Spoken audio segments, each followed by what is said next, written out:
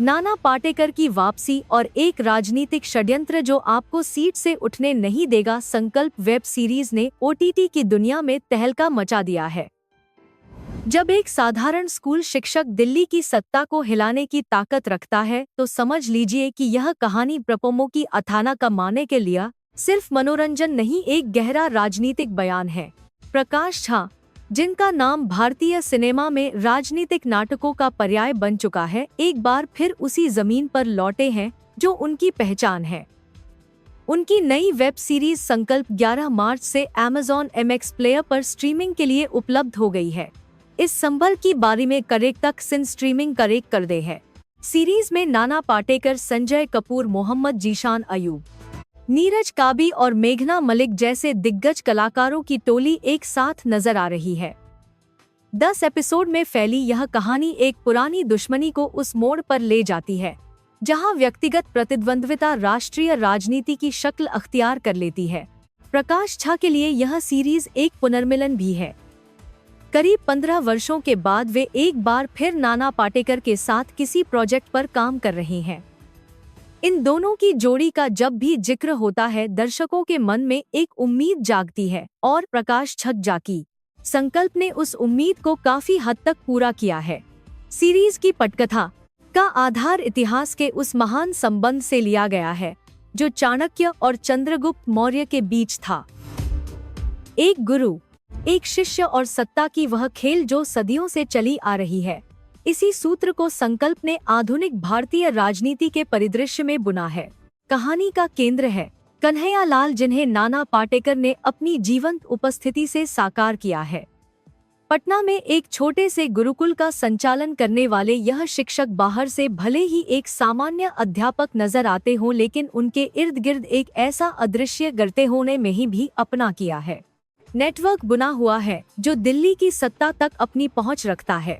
कन्हैया लाल केवल पटना में गुरुकुल नहीं चलाते, बल्कि दिल्ली में एक अपएससी कोचिंग सेंटर भी संचालित करते हैं, जहां वे सिविल सेवा परीक्षाओं की तैयारी कराते हैं। वर्षों की मेहनत और समर्पण से उन्होंने ऐसे सैकड़ों छात्र तैयार किए हैं जो आज आईएएस, आईपीएस और आईएएस अधिकारी बन चुके हैं और देश के विभिन्न महत्वपूर्ण पदों पर आसीन हैं। इन सबके लिए कन्हैया लाल आज भी मास्टर साहब हैं और उनकी वफादारी किसी सरकारी फाइल से भी गहरी है। तनाव तब शुरू होता है जब जयंती नाम की एक युवा व्लॉगर दिल्ली के मुख्यमंत्री प्रशांत सिंह के बेटे द्वारा आयोजित एक कार्यक्रम में पहुंचती है। जयंती के तीखे सवाल मुख्यमंत्री को मीडिया के सामने असहज स्थिति में डाल देते हैं। स्थिति तब और बिगड़ दिल्ली का सामका ऐसा मौजूद करने का पाठ खनाम करने वाली है जाती है जब प्रशांत सिंह का बेटा अपना आपा खो बैठता है और अभद्र भाषा का प्रयोग करता है। संजय कपूर द्वारा अभिनीत दिल्ली के मुख्यमंत्री प्रशांत सिंह और उनके विश्वस्त सहयोगी वकार, जिन्हें नीरज काबी ने अत्यंत कुशलता से दर्शाया है, जयंती की पृष्ठभूमि खंगालने लगते हैं। जांच में पता चलता है कि जयंती को पटना स्थित सुहासिनी जयदीप नाम के एक नो से वित्तीय सहायता मिलती है। यह खुलासा उन्हें सीधे कन्हैया लाल की दुनिया से जोड़ता है। कहानी में एक और चौंकाने वाला मोड़ आता है जब आईपीएस अधिकारी आदित्य, जिनकी भूमिका मोहम्मद जीशान अयूब ने निभाई है, कन्हैया लाल के जन्मदिन के जश्न के बीच अचानक अपनी बंदूक चला देते हैं। यह दृश्य सीरीज की उस जटिलता को उजागर करता है जिसमें गुरु और क्रोकी के बाद ही एक सिंच लगे शिष्य के संबंध, वफादारी और विश्वासघात और सत्ता की भूख एक दूसरे से टकराती हैं।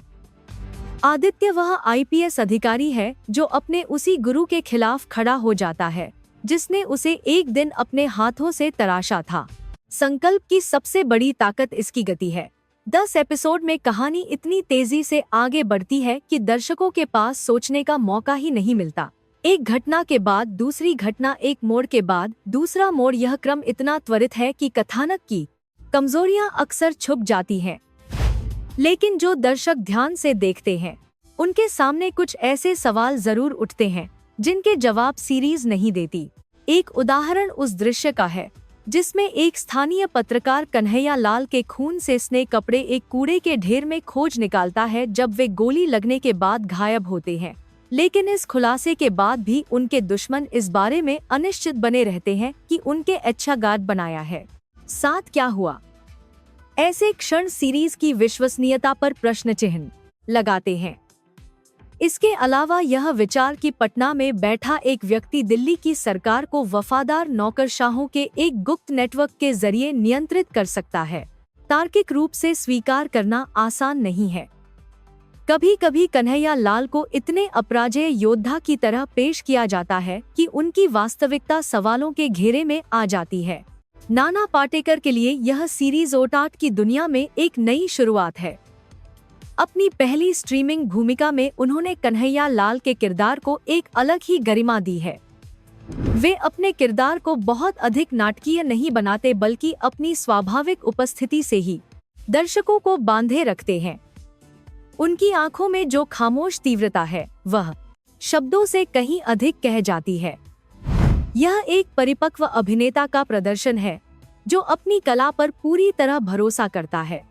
मोहम्मद ज़ीशान अयूब ने आदित्य के रूप में एक ऐसे व्यक्ति की आंतरिक उथल-पुथल को ईमानदारी से चित्रित किया है, जो अपने गुरु का सम्मान करते हुए भी उनके खिलाफ खड़ा होने पर मजबूर होता है। उनका अभिनय सहज और विश्वसनीय है। नीरज काबी ने वकार के मामले से विश्वसनीय है अपने खनपाने रूप में वह धारदार तीव्रता लाई है, जो एक ऐसे पार्टी अध्यक्ष में होनी चाहिए जो हर कदम सोच समझकर रखता हो। उनके भाव और नियंत्रित अभिव्यक्ति दर्शकों के मन पर एक स्थायी छाप छोड़ती है। मेघना मलिक ने सुहासिनी के रूप में शांत और संयमित लेकिन भीतर से तीखी बुद्धि वाली एक महिला खिलासे को जीवंत किया है। सहायक किरदारों की फौज में भी कई चेहरे ऐसे हैं जो अपनी छोटी भूमिकाओं में भी प्रभाव छोड़ते हैं। हालांकि संकल्प में वह गहराई कुछ कम रह गई जो इसे एक यादगार सीरीज बना सकती थी। प्रकाश झा ने पहले राजनीति, आरक्षण, दामुल और गंगाजल जैसी कृतियां दी हैं, जिनमें राजनीतिक और सामाजिक क्रामे विमर्श की परतें बहुत गहरी थीं। संकल्प में वह गहराई उतनी नहीं उतर पाई। पटकथा कई महत्वपूर्ण घटनाओं को जल्दी जल्दी निपटा देती है और कई किरदारों को उनके संभावित विस्तार तक नहीं ले जाती। कुछ मोड़ ऐसे भी आते हैं जो बहुत सुविधाजनक लगते हैं और उन तक पहुंचने का रास्ता अनकहा रह जाता है। फिर भी यह कहना गलत नहीं होगा कि संकल्प एक ऐसी सीरीज है जो दर्शकों को बांधे रखने में सफल है। नाना पाटेकर की वापसी, प्रकाश झा का परिचित राजनीतिक स्वर और पूरी टीम के सशक्त प्रदर्शन मिलकर इसे एक देखने लायक अनुभव बनाते हैं। अगर काफी की फिल्में एक देखने लायक अनुभव बनाते हैं, पटकथा में थोड़ी और मेहनत होती, किरदारों को उनकी गहराई तक विकसित किया जाता और तार्किक खामियों को दूर किया जाता, तो यह सीरीज भारतीय ओटीटी कंटेंट में एक मील का पत्थर बन सकती थी। अभी जैसी है, यह एक अच्छा प्रयास है, लेकिन एक असाधारण रचना बनने की संभावनाएं यहाँ अधूरी रह गई हैं। Amazon MX प्लेयर पर 11 मार्च से उपलब्ध यह सीरीज उन दर्शकों के लिए एक बेहतर विकल्प है जो राजनीतिक नाटकों में रुचि रखते हैं और नाना पाटेकर की अदाकारी के प्रशंसक हैं। 10 एपिसोड की यह यात्रा आपको थकाती नहीं, बल्कि एक सवाल जरूर छोड़ जाती है कि क्या हमारे लोकतंत्र में सत्ता के तार सच में इतने अदृश्य हाथों से खींचे जाते हैं? अब आपकी बारी है। क्या आपने संकल्प देखी? क्या आपको लगता है कि नाना पाटेकर इस भूमिका में खरे उतरे, और क्या आप मानते हैं कि प्रकाश झा इस बार अपने ही पुराने मानदंडों पर खरे उतर पाए? अपनी राय नीचे कमेंट में जरूर बताएं। अगर यह खबर आपको लेकी बारी है, इस प्रॉप को लेकी बारी है कि वो खबर आपको खिंड्रस पाए पसंद आई हो, तो इस वीडियो को लाइक करें, हमारे चैनल को सब्सक्राइब करें और उन दोस्तों के साथ शेयर करें जो ओटीटी की दुनिया की हर बड़ी खबर से अपडेट रहना चाहते हैं।